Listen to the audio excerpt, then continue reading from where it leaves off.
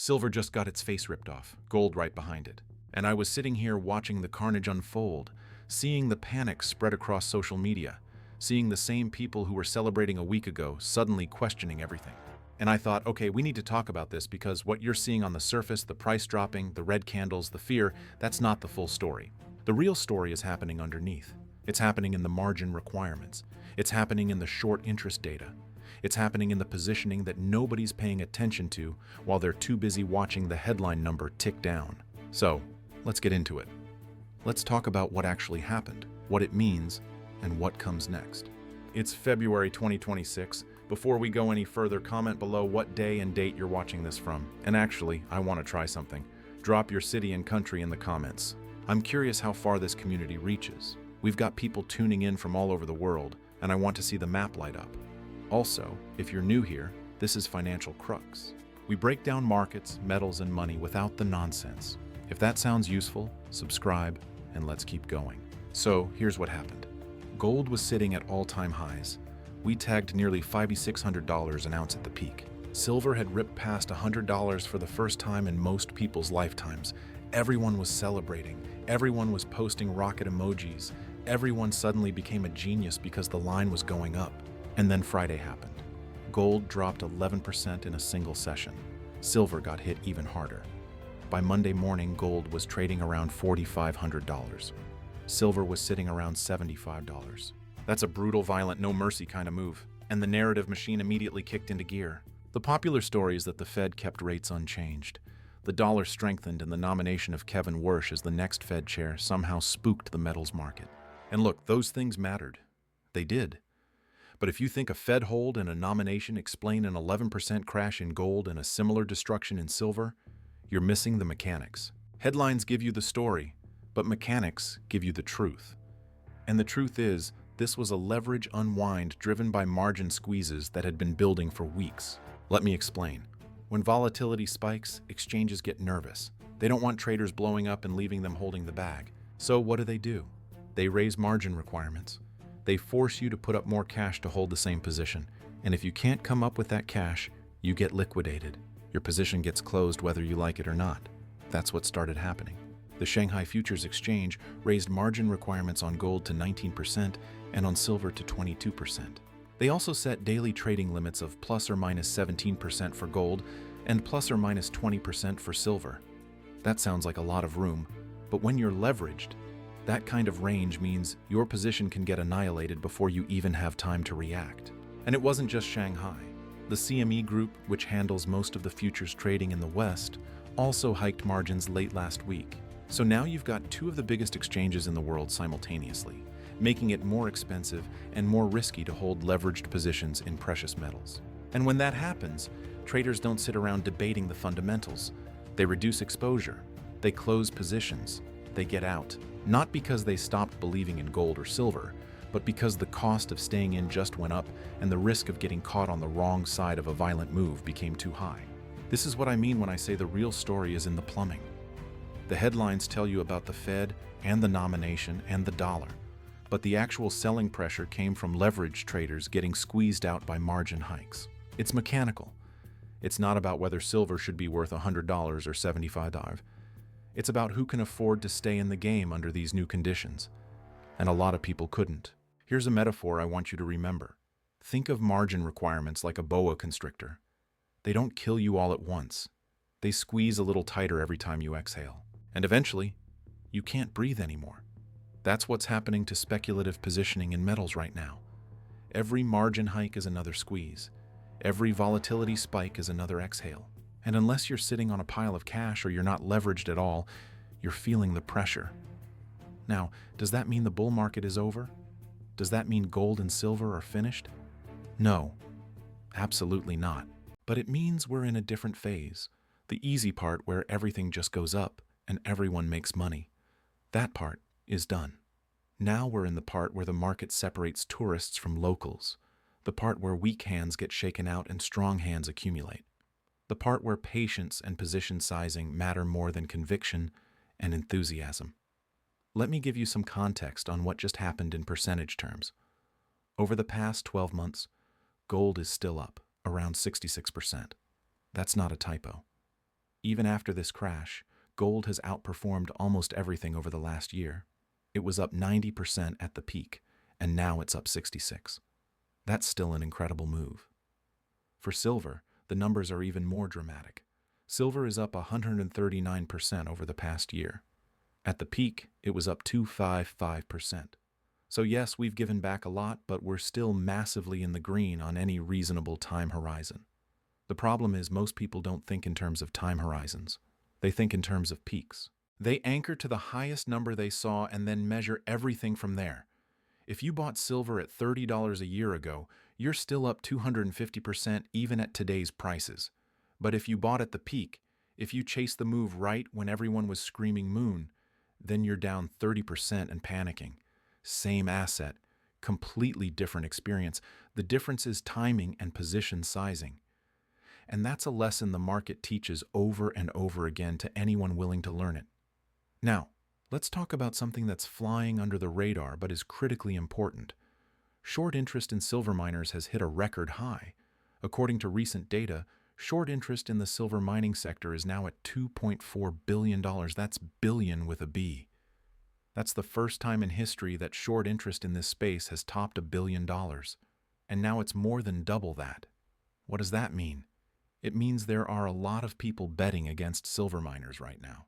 And when you have that much money on the short side, two things can happen. First, if the shorts are right and silver keeps falling, they make money and the selling pressure continues. But second, and this is where it gets interesting, if silver stabilizes or starts moving higher, those shorts become fuel for the next rally, because short sellers eventually have to buy back the shares they borrowed. And when you have $2.4 billion worth of short positions that need to be covered, any move higher can turn into a violent squeeze as shorts rush to close their positions before losses get out of control. And we're already seeing some of that. According to the data, there's been $192 million of short covering in 2026 so far. That means shorts are already starting to trim their bets. First Majestic Silver and Discovery Silver have seen the most covering. That tells you some of the smarter shorts are recognizing that the risk-reward has shifted. They don't want to be caught on the wrong side if this pullback turns into a base. But not everyone is covering. Silver court metals actually saw an increase in short selling. So there's still disagreement.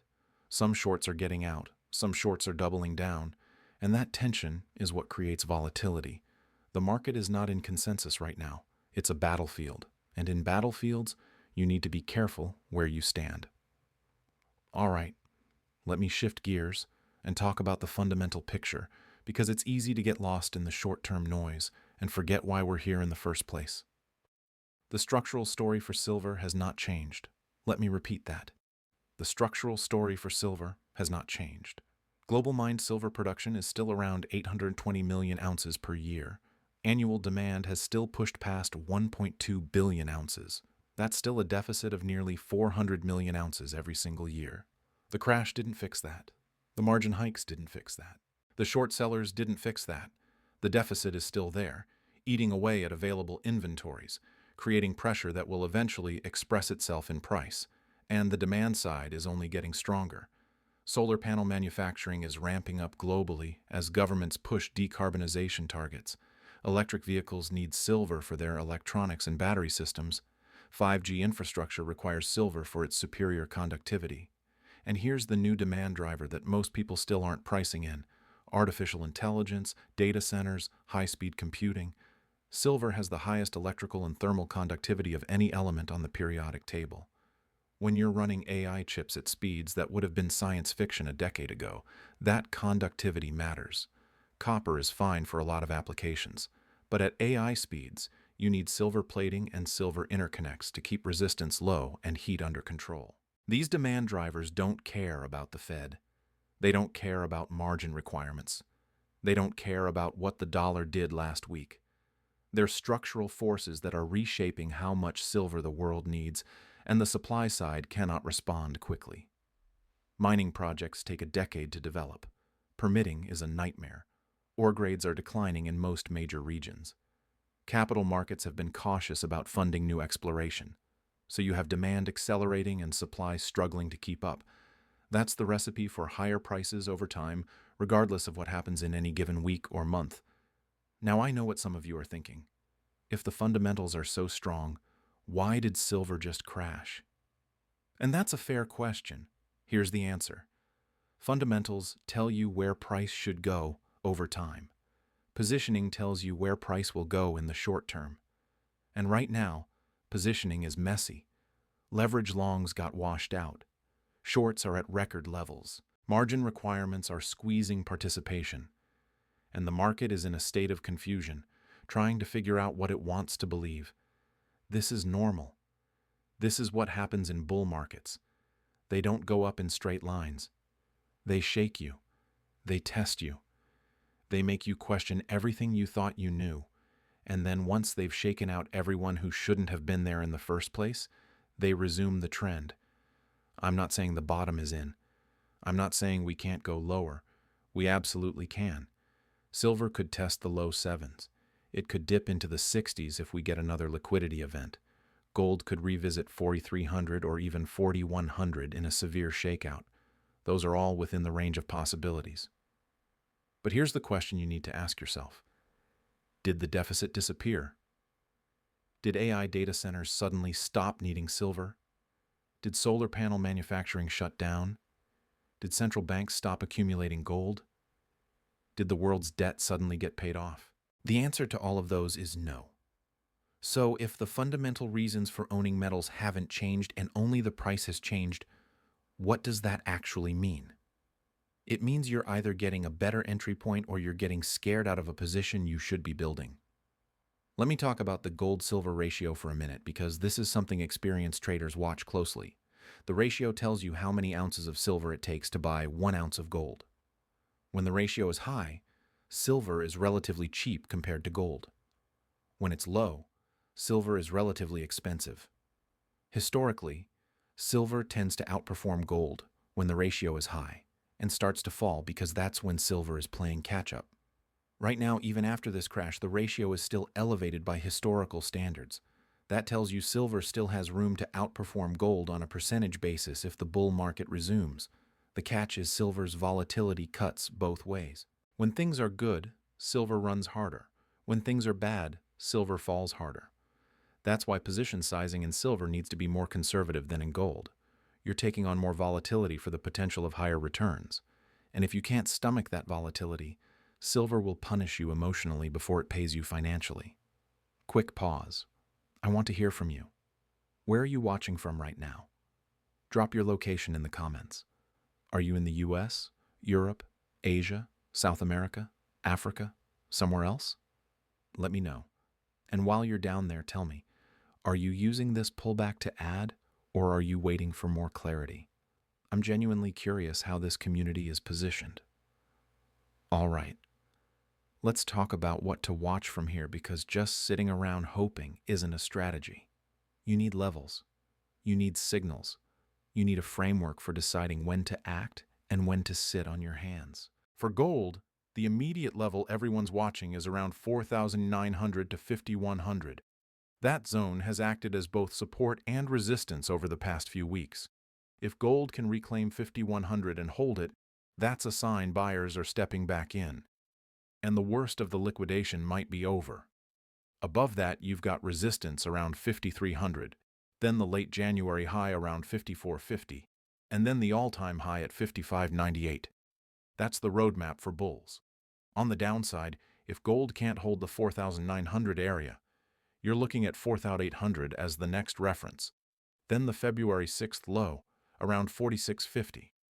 A break below that would signal something more serious is happening, and you'd want to reassess. For silver, the key level on the upside is around $84. That's been a pivot point this month, acting as both support and resistance at different times. If silver can clear 84 with conviction, you start targeting the February 4th high around 92, then 95, then back toward triple digits. On the downside, 79 has been defended recently. Below that, 75 becomes critical. And if we lose 75, you're staring at a potential retest of the February 6th low around 64s.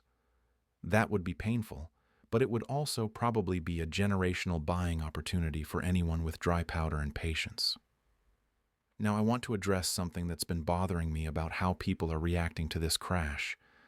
There's this tendency to treat every pullback as either nothing or everything.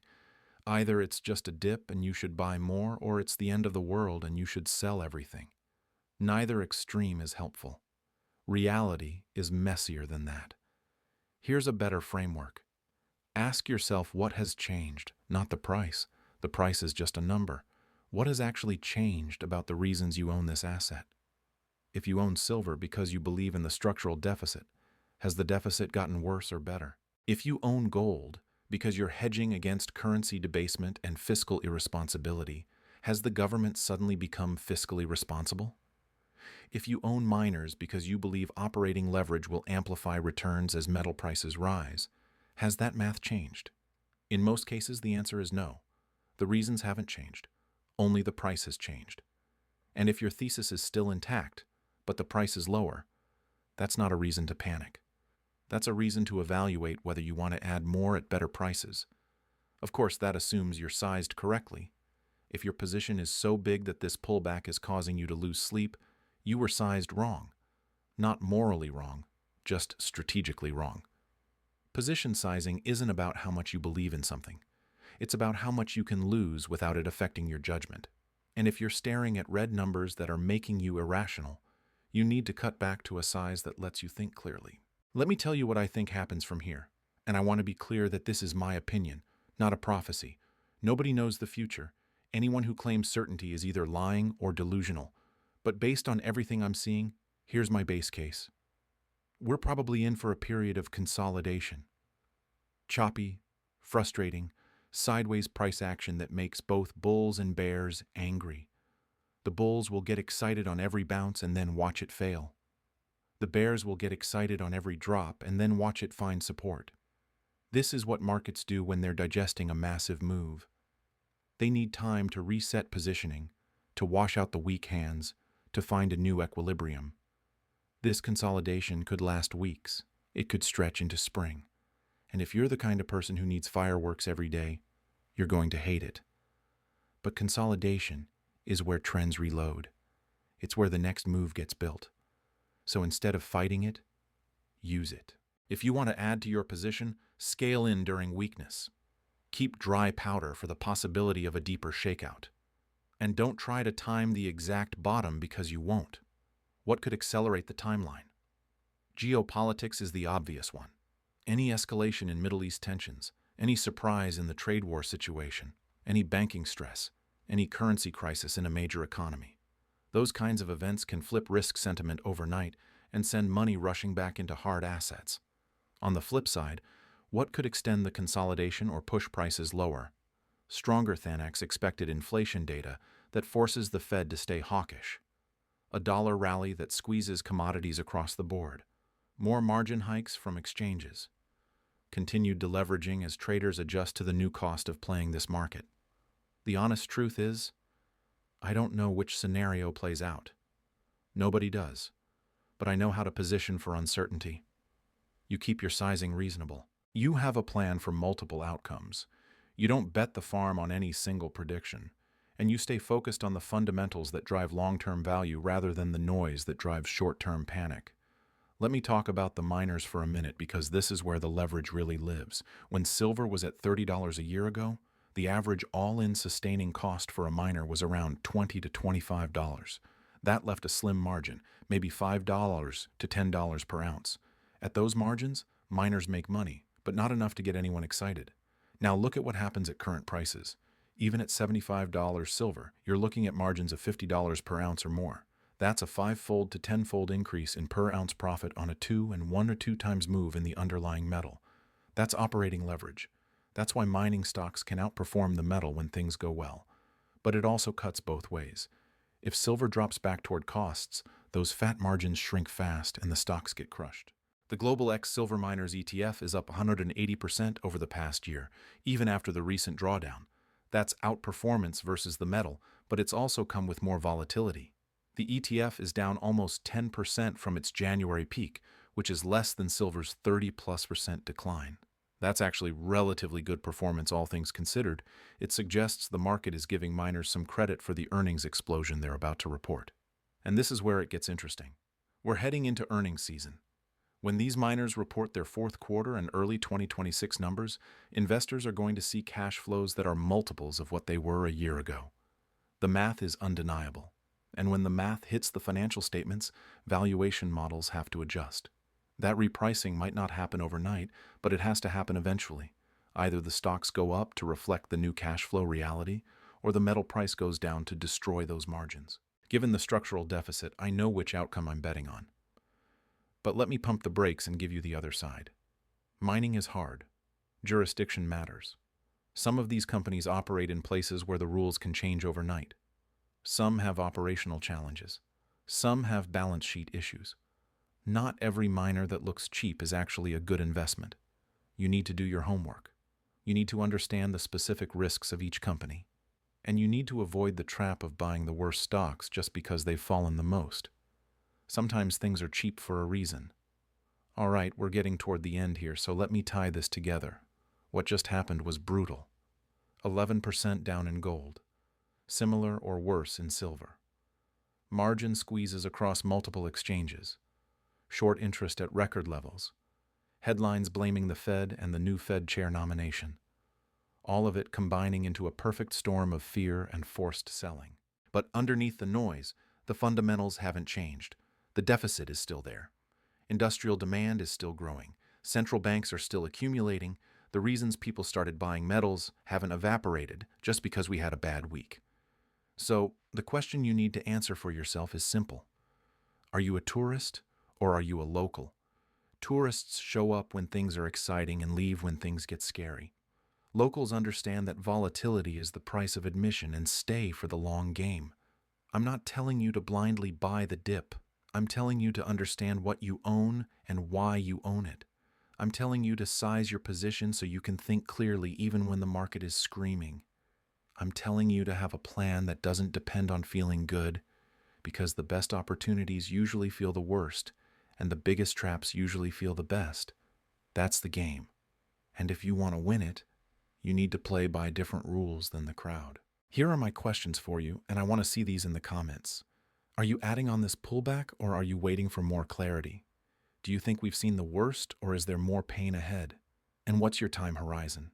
Are you thinking weeks, months, or years? Drop your answers below. Let's build a conversation. Before I let you go, 2 things. First, if you want real-time updates and deeper discussions that don't always make it into videos, join our WhatsApp community. Link is in the description. It's free, and it's where we share thoughts as things are happening, not just after the fact. Second, follow us on X at Financial Crux. That's where I post quick takes on market moves as they happen. Both free, both ways to stay connected.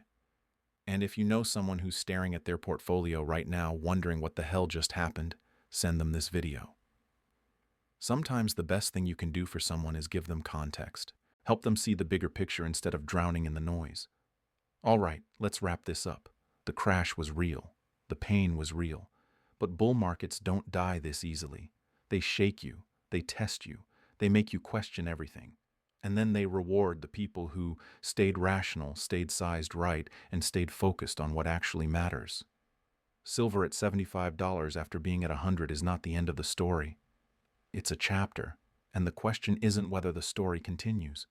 The question is whether you'll still be around to see how it ends. Stay sharp, stay humble, and I'll see you in the next one. This is educational content, not financial advice. I'm not your advisor. I don't know your situation or your risk tolerance. I could be wrong about everything. Do your own research, make your own decisions, and only take risks you can actually afford to.